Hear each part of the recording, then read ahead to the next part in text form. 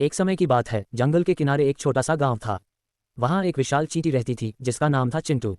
चिंटू बाकी चींटियों से बिल्कुल अलग था। ताकत दोगुनी और बुद्धि कमाल की। गांव वाले उससे डरते नहीं थे बल्कि उसे अपना दोस्त मानते थे क्योंकि चिंटू कभी किसी को नुकसान नहीं पहुंचाता था।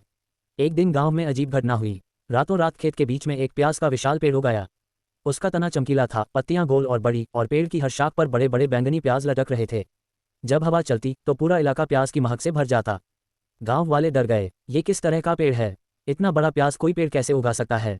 सभी लोग चिंटू को बुलाने लगे। अरे चिंटू, तू ही कुछ कर सकता है।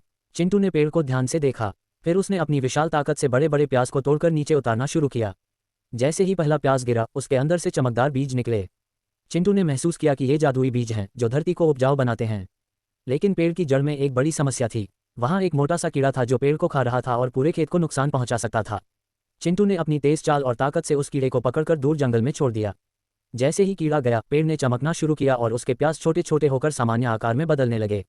गांव खुश हो गया। लोगों ने कहा, चिंटू, तुम तो हमारे असली हीरो हो। चिंटू मुस्कुराया और बोला, हीरो पेड़ नहीं उगाते, मिलकर काम करने की समझ उगाते हैं। उस दिन के बाद गांव में भरपूर फसल होने लगी और प्याज का विशाल पेड़ गांव का सौभाग्य बन गया। ऐसे बड़ी वीडियोस के लिए हमें लाइक और सब्सक्राइब कीजिए। धन्यवाद।